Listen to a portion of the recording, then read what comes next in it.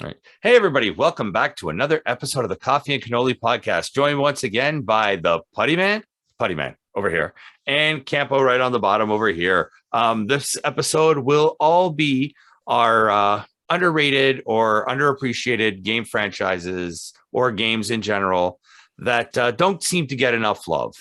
So on that note, I'm going to have Putty start with your number 5.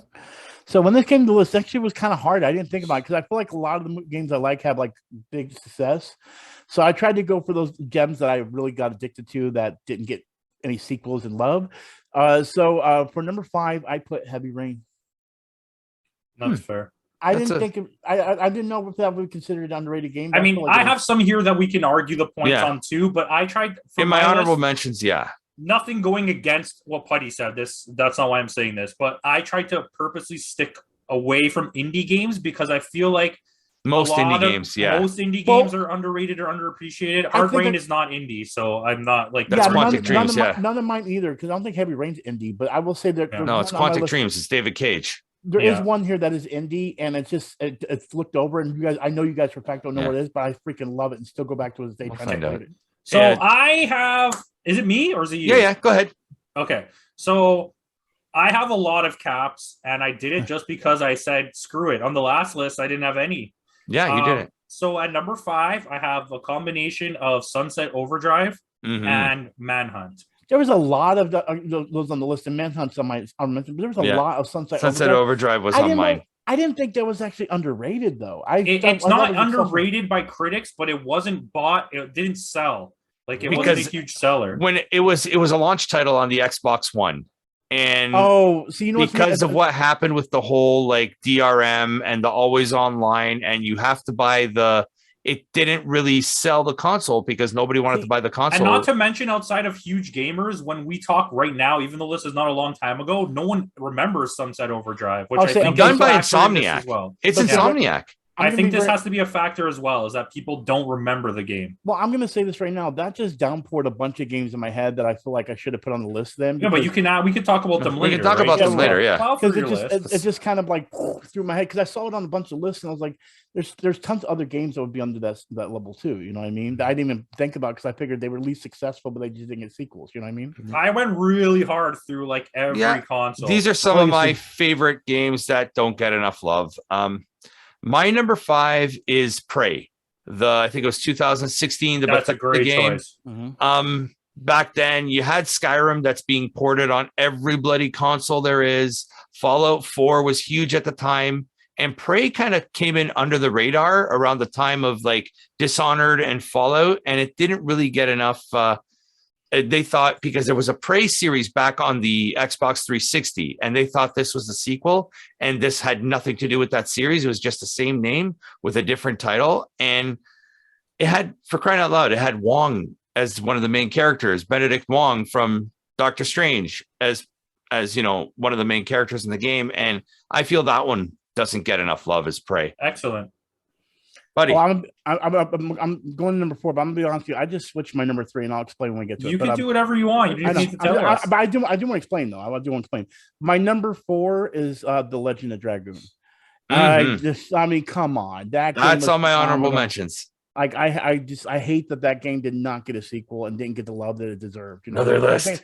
It was overshadowed by Final Fantasy 100%. That's the reason why 100%. So everything was overshadowed by Final Fantasy, basically. Yeah. Parasite Eve included. Part 2. Yes. Campo, you're number 4. My number 4, caps once again. I have Mad World and The Warriors. That's in my honorable mentions. Mad World was that's definitely on the Wii. Yeah. And it got everyone was begging for more non-children based games, and that was definitely nobody played it. Yeah.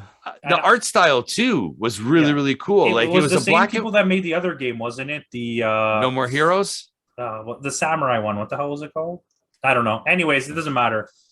Great game.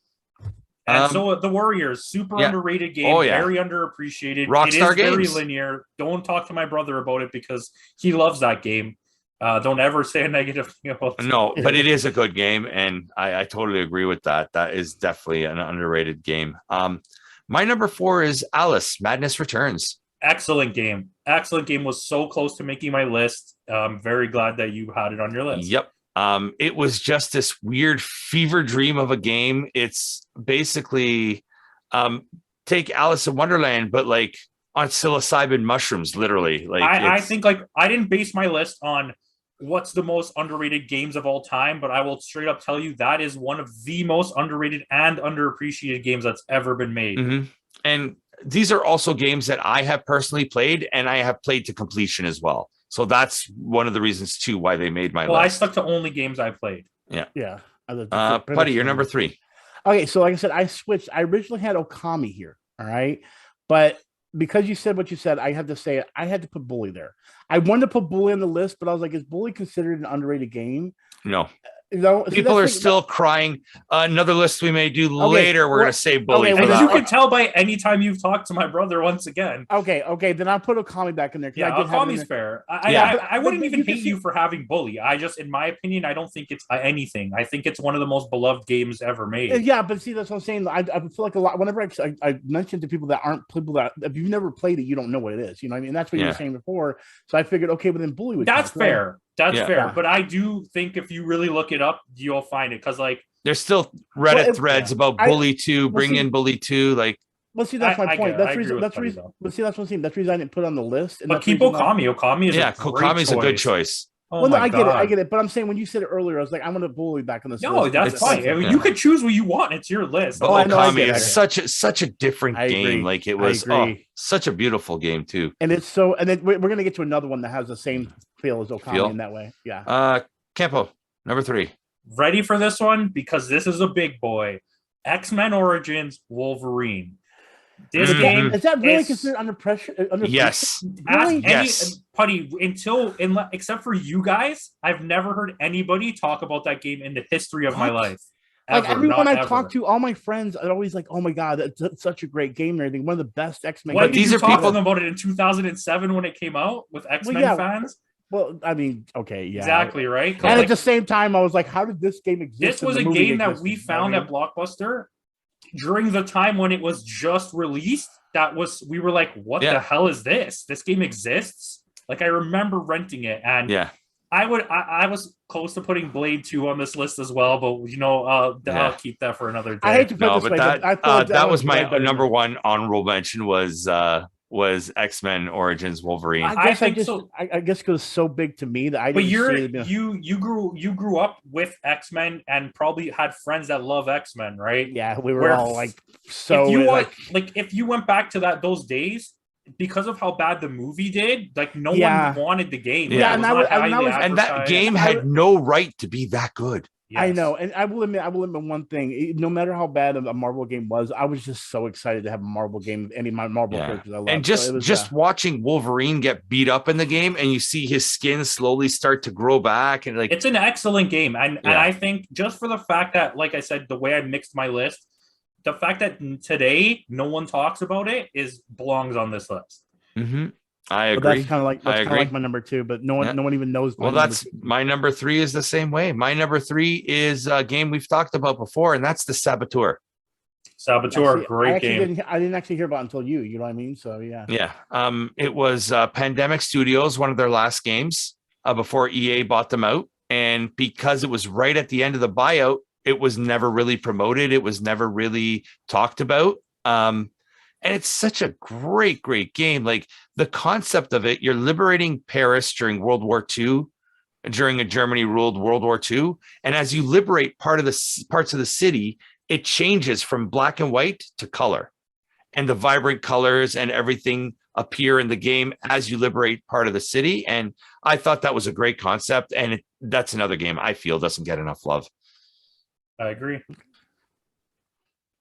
I love how these lists are also different with each other. This is a good one. This is a good one. Okay, so my number 2.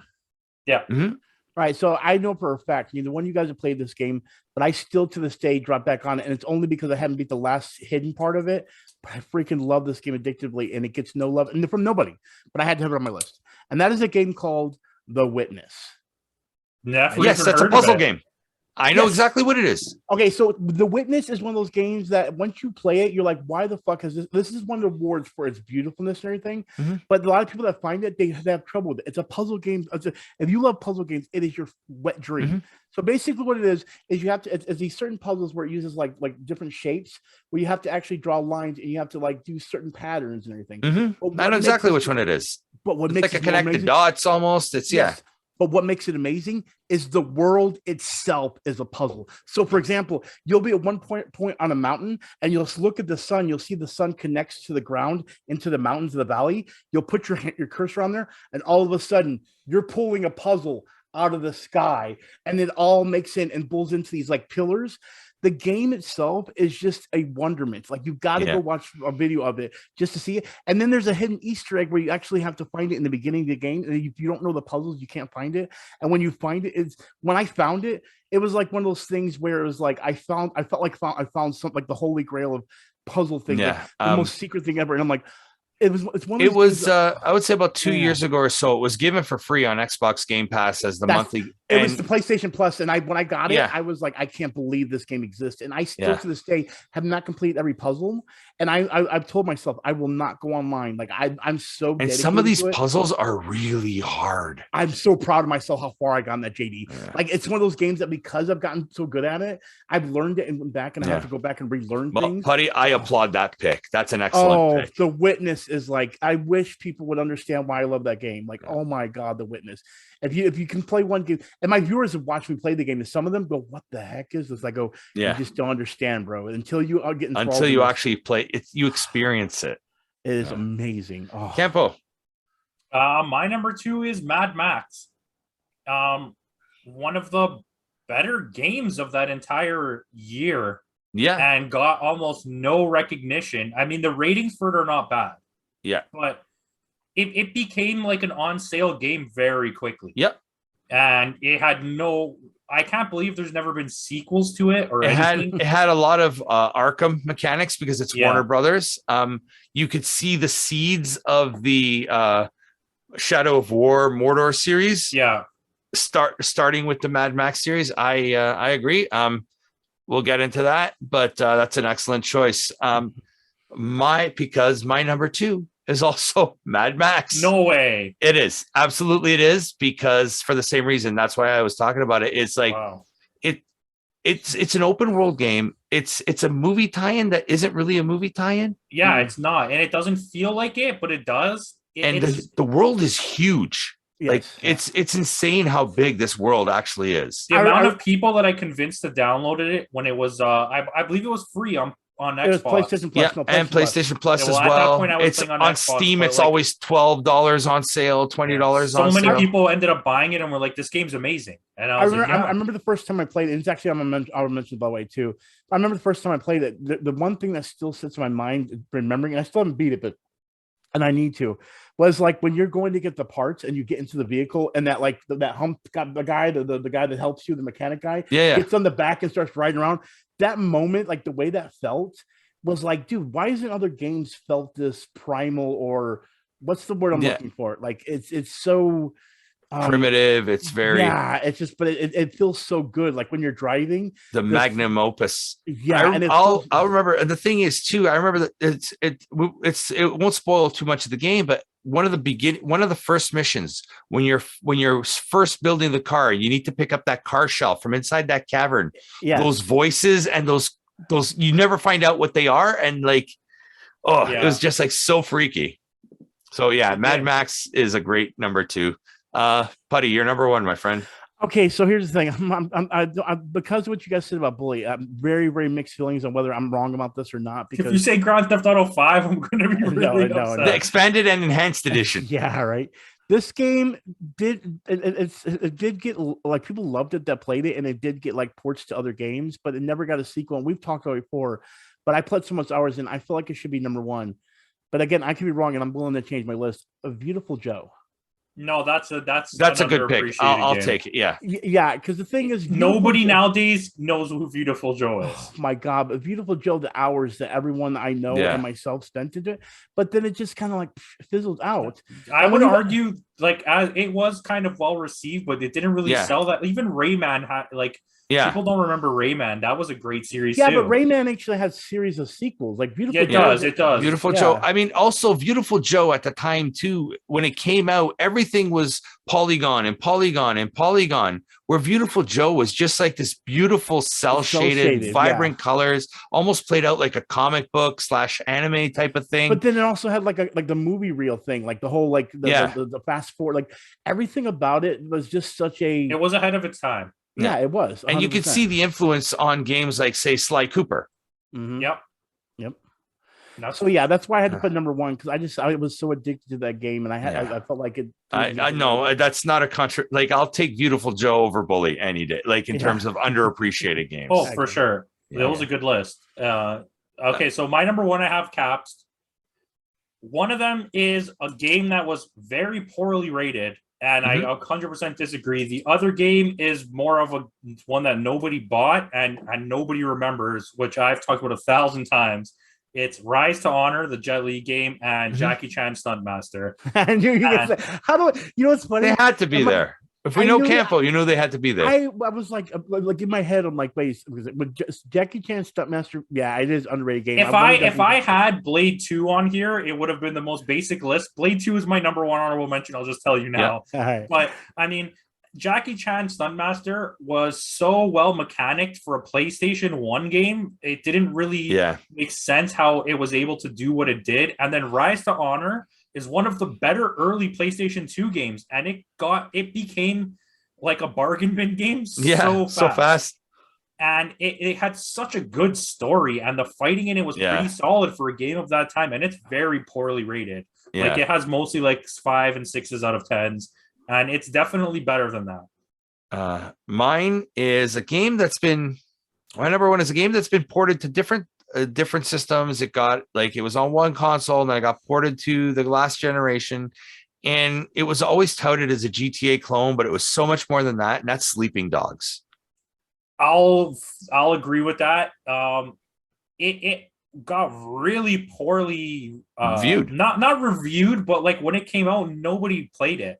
Yeah. See, that's what confused me, because here's where that boggles my mind, because I love that game. I was surprised that it didn't continue on, but like I remember the hype behind Sleeping Dogs and everything. There was so much hype, and it came out and it was just a dud. But that's the reason being is because originally Sleeping Dogs was going to be a sequel to the True Crime series.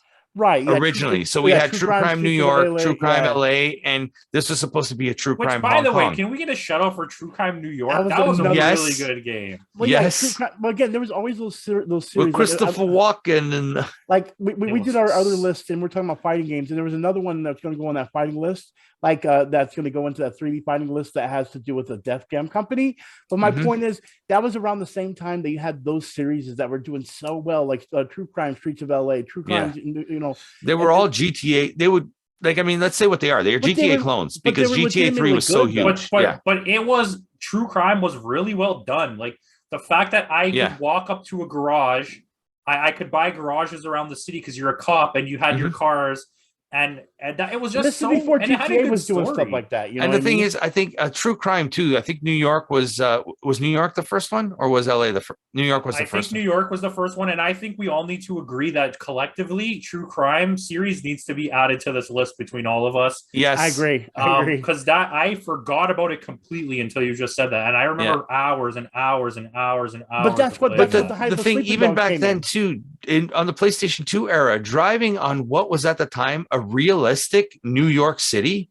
Oh yeah, and the map, the downtown, where you saw Times Square and stuff, and then Central Park and the Upper West Side. But I agree with Putty. They had hype around them, but I think when you look back at it now, they weren't that well received by the public. Like when it came out, nobody really played those games. They weren't super bought. Well, I think that's the reason why it was so hard for me, because the thing is when you saw games like, for example, Beautiful Joe would be the exception, but like even Legend of Dragoon or even like The Witness, these are games that wouldn't even get splashes on the cover of the magazines. You know what I mean? No, there'd be a back page somewhere. Exactly. But the fact that how much those games are pushed, And the fact that at this moment, we can all agree that if I ask somebody, maybe people remember the name Sleeping Dogs, but I bet you they didn't play the game. No. Yeah, good point. No one will remember True Crime. No one. Yeah. And the fighting mechanics in Sleeping Dogs were like before Batman Arkham style. Like it was that whole like I think that's the reason why it's in my head whenever I think of games like that. Like everyone says, oh, it was underrated.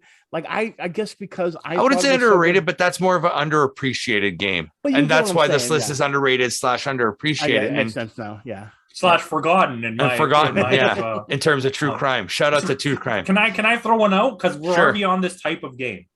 50 Cent Bulletproof. I think it did sell a lot of units, but it was very poorly received, and it does have mechanical issues. But the experience of the game is very well done, and the fact that there was all these rappers you knew that were in the game too, and they were voiced by them. I think the critics hated it too because of the fact that they thought it was a 50 Cent vanity project, which really is what it was. But like, and this is just on the declining popularity of 50 Cent too.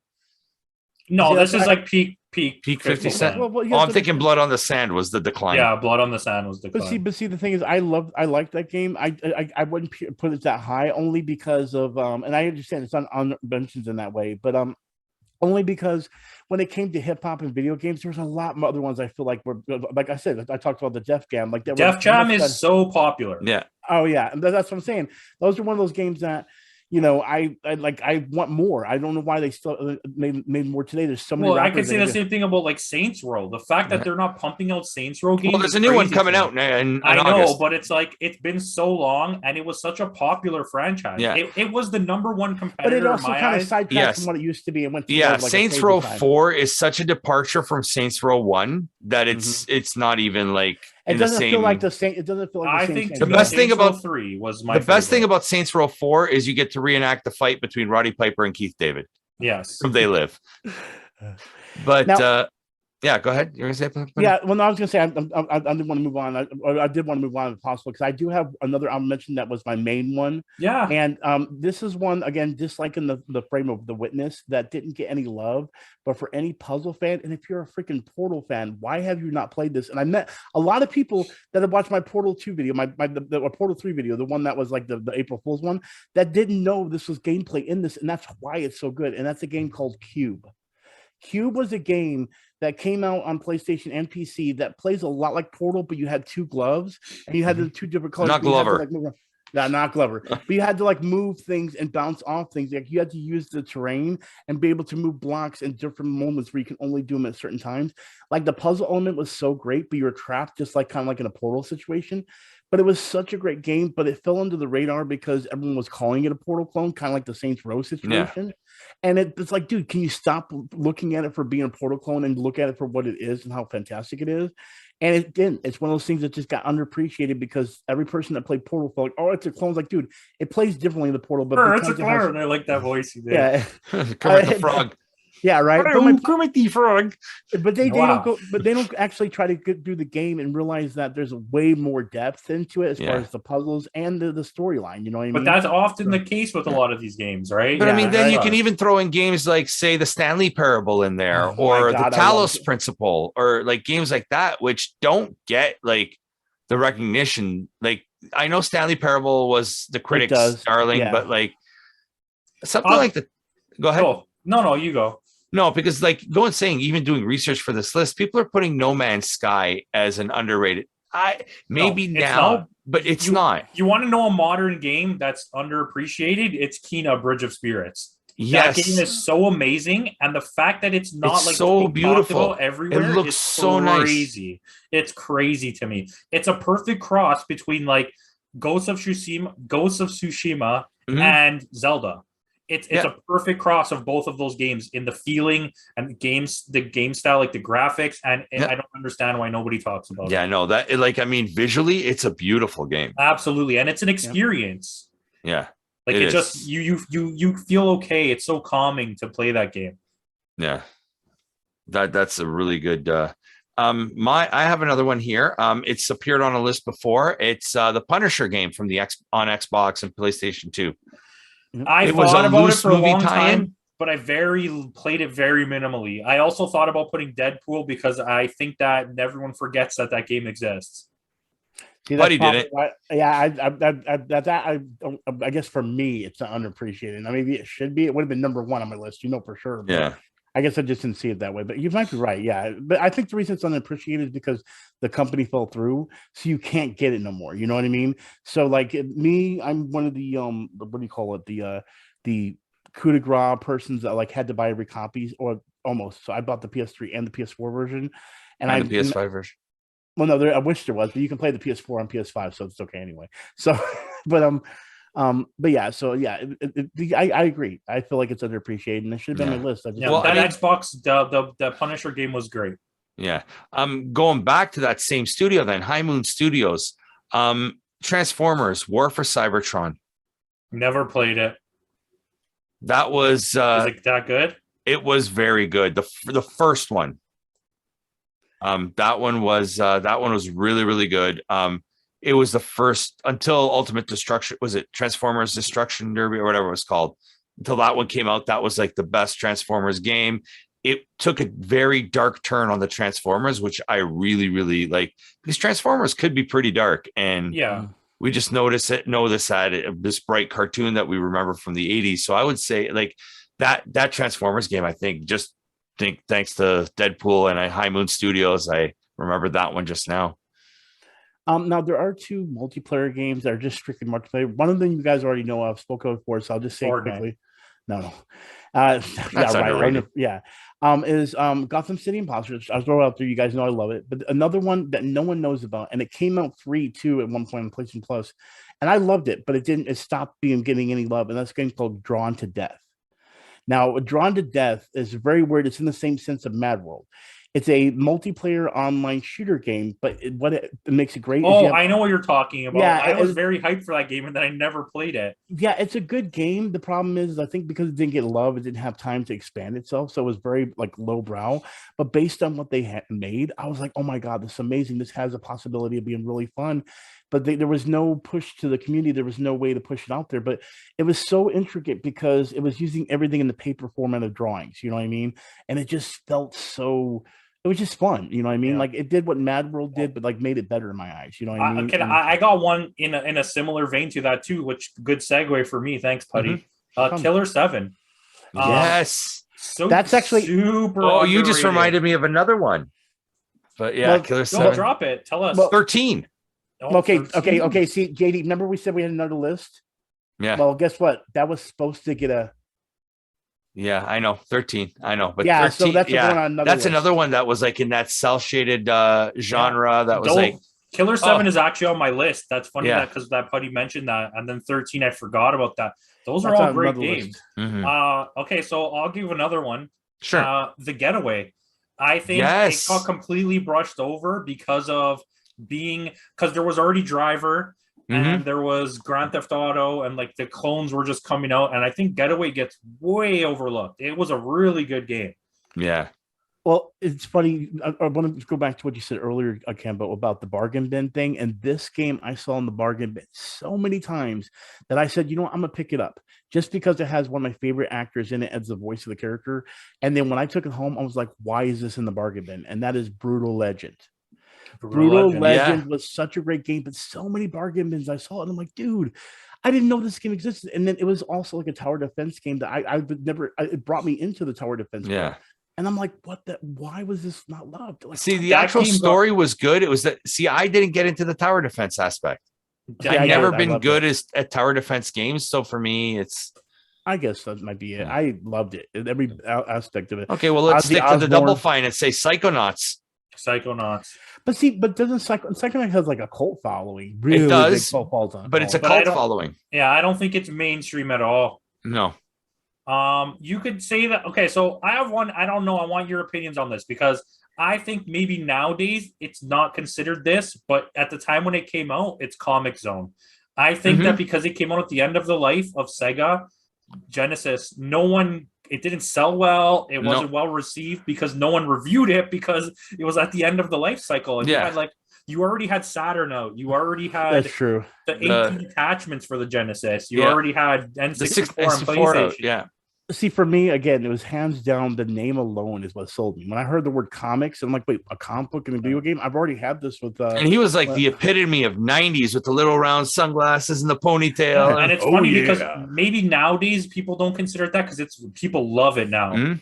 But I think when it came out, I think you could have easily made the argument for it. Yeah. I would totally agree to that one. I only have 2 left. How much do you guys have? I got 2. I got 2. I got 3 maybe.